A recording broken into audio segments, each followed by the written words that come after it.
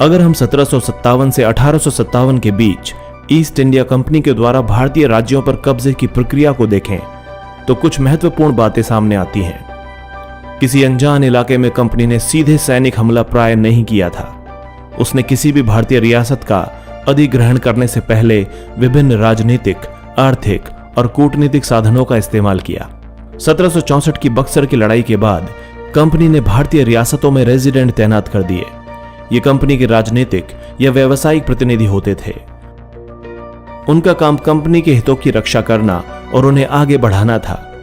Resident के माध्यम से कंपनी के अधिकारी भारतीय राज्यों के भीतरी मामलों में भी दखल देने लगे। अगला राजा कौन होगा, किस पद पर किसको बिठाया जाएगा, इस तरह की चीजें भी कंपनी के अफसर ही तय करना चाहते थे। कई बार कंपनी ने रियासतों पर सहायक संधि भी थोपी। जो रियासत इस बंदोबस्त को मान लेती थी उसे अपनी स्वतंत्र सेनाएं रखने का अधिकार नहीं होता था। उसे कंपनी की तरफ से सुरक्षा दी जाती थी और सहायक सेना के रखरखाव के लिए वो कंपनी को पैसे देती थी। अगर भारतीय शासक रकम अदा करने में चूक जाते थे तो जुर्माने के तौर पर उनका इलाका कंपनी अपने कब्जे में ले लेती थी। उदाहरण के लिए 1798 से 1805 तक जब रिचर्ड वेलेस्ली गवर्नर जनरल था, उस समय अवध के नवाब को 1801 में अपना आधा इलाका कंपनी को सौंपने के लिए मजबूर किया गया, क्योंकि नवाब सहायक सेना के लिए पैसा अदा करने में चूक गया था। इसी आधार पर हैदराबाद के भी कई इलाके छीन लिए गए।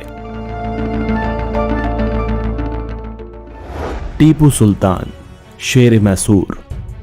जब कंपनी को अपने राजनीतिक और आर्थिक हितों पर खतरा दिखाई दिया तो कंपनी ने प्रत्यक्ष सैनिक टकराव का रास्ता भी अपनाया। दक्षिण भारतीय राज्य मैसूर के उदाहरण से यह बात समझी जा सकती है। हैदर अली और उनके विख्यात पुत्र टीपू सुल्तान जैसे शक्तिशाली शासकों के नेतृत्व में मैसूर काफी ताकतवर हो चुका था। मालाबार तट पर होने वाला व्यापार मैसूर रियासत के नियंत्रण में था, जहां से कंपनी काली मिर्च और इलायची खरीदती थी। 1785 में टीपू सुल्तान ने अपने रियासत में पड़ने वाले बंदरगाहों से चंदन की लकड़ी, काली मिर्च और इलायची का निर्यात रोक दिया। सुल्तान ने स्थानीय सौदागरों को भी कंपनी के साथ कारोबार करने से रोक दिया था। टीपू सुल्तान ने भारत में रहने वाले फ्रांसीसी व्यापारियों से घनिष्ठ संबंध विकसित किए और उनकी मदद से अपनी सेना का आधुनिकीकरण किया। टीपू सुल्तान के इन कदमों से अंग्रेज आग बबूला हो गए। उन्हें हैदर अली और टीपू सुल्तान बहुत महत्वाकांक्षी, घमंडी और खतरनाक दिखाई देते थे। अंग्रेजों को लगता था कि ऐसे राजाओं को नियंत्रित करना और कुचलना जरूरी है। फलस्वरूप मैसूर के साथ अंग्रेजों की 4 बार जंग हुई। श्रीरंगपट्टनम की आखिरी जंग में कंपनी को सफलता मिली। अपनी राजधानी की रक्षा करते हुए टीपू सुल्तान जंग में मारे गए और मैसूर का राजकाज पुराने वोडियार राजवंश के हाथों में सौंप दिया गया। इसके साथ मैसूर पर भी सहायक संधि थोप दी गई। मराठों से लड़ाई। 18वीं शताब्दी के आखिर से कंपनी मराठों की ताकत को भी काबू और खत्म करने के बारे में सोचने लगी थी। 1761 में पानीपत की तीसरी लड़ाई में हार के बाद दिल्ली से देश का शासन चलाने का मराठों का सपना चूर चूर हो गया था। उन्हें कई राज्यों में बांट दिया गया। इन राज्यों की बागडोर सिंधिया, होलकर, गायकवाड़ और भोंसले जैसे अलग अलग राजवंशों के हाथों में थी। ये सारे सरदार एक पेशवा, जो कि सर्वोच्च मंत्री होता था, उसके अंतर्गत एक कॉन्फेडरेसी यानी राज्य मंडल के सदस्य थे। पेशवा इस राज्य मंडल का सैनिक और प्रशासकीय प्रमुख होता था और पुणे में रहता था।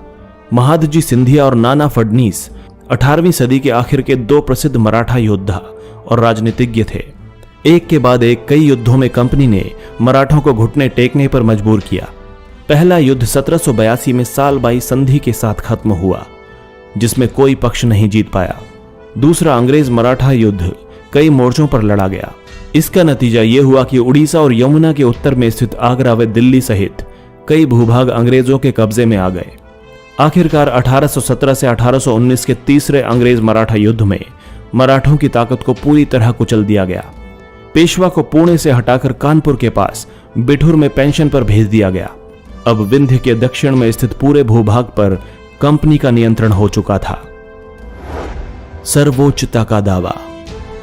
अब तक के ऐतिहासिक विवरण से यह स्पष्ट है कि 19वीं सदी की शुरुआत से कंपनी क्षेत्रीय विस्तार की आक्रामक नीति पर चल रही थी। लॉर्ड हेस्टिंग्स के नेतृत्व में सर्वोच्चता की एक नई नीति शुरू की गई।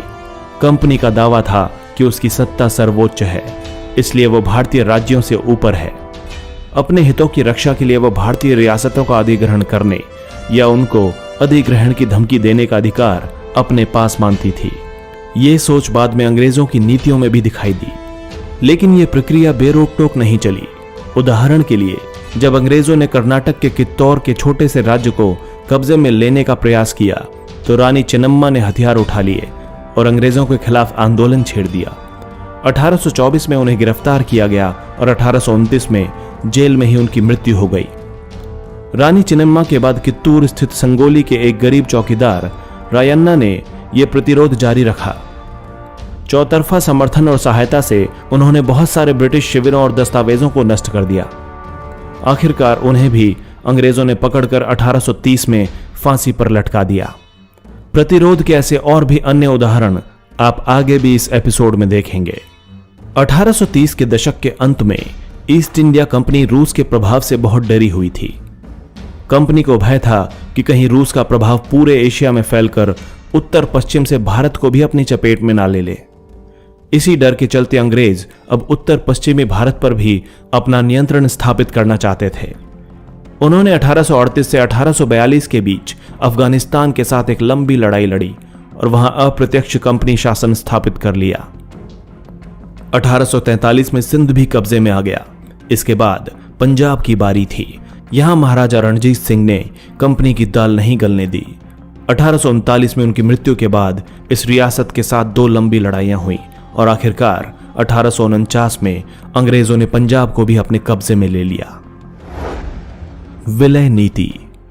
अधिग्रहण की आखिरी लहर 1848 से 1856 के बीच गवर्नर जनरल बने लॉर्ड डलहौजी के शासनकाल में चली। लॉर्ड डलहौजी ने एक नई नीति अपनाई जिसे विलय नीति का नाम दिया गया।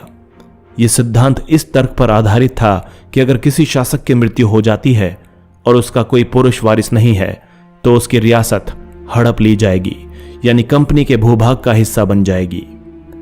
इस सिद्धांत के आधार पर एक के बाद एक कई रियासतें जैसे सतारा, संबलपुर, उदयपुर, नागपुर और झांसी अंग्रेजों के हाथों में चली गई। आखिरकार 1856 में कंपनी ने अवध को भी अपने नियंत्रण में ले लिया और इस बार अंग्रेजों ने एक नया तर्क दिया। उन्होंने कहा कि वे अवध की जनता को नवाब के कुशासन से आजाद कराने के लिए कर्तव्य से बंधे हुए हैं, इसलिए वे अवध पर कब्जा करने को मजबूर हैं। अपने प्रिय नवाब को जिस तरह से गद्दी से हटाया गया उसे देखकर लोगों में गुस्सा भड़क उठा और अवध के लोग भी 1857 के महान विद्रोह में शामिल हो गए। नए शासन की स्थापना। गवर्नर जनरल वॉरेन हेस्टिंग्स उन बहुत सारे महत्वपूर्ण व्यक्तियों में से एक था जिन्होंने कंपनी की ताकत फैलाने में अहम भूमिका अदा की थी। वॉरेन हेस्टिंग्स के समय तक आते आते कंपनी न केवल बंगाल बल्कि बंबई और मद्रास में भी सत्ता हासिल कर चुकी थी। ब्रिटिश इलाके मोटे तौर पर प्रशासकीय इकाइयों में बटे हुए थे जिन्हें प्रेसिडेंसी कहा जाता था।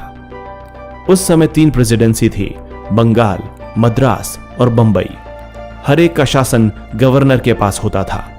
वॉरेन हेस्टिंग्स ने कई प्रशासकीय सुधार किए।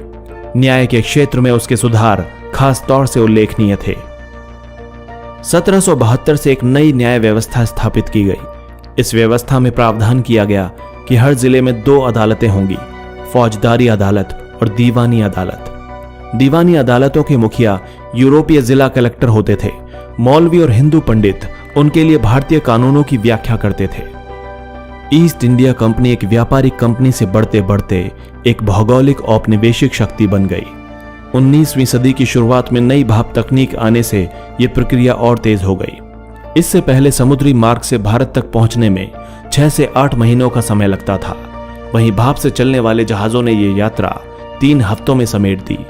इसके बाद तो ज्यादा से ज्यादा अंग्रेज और उनके परिवार भारत जैसे दूर देश में आने लगे। 1857 तक भारतीय उपमहाद्वीप के 63% भूभाग और 78% आबादी पर कंपनी का सीधा शासन स्थापित हो चुका था। देश के शेष भूभाग और आबादी पर कंपनी का अप्रत्यक्ष प्रभाव था।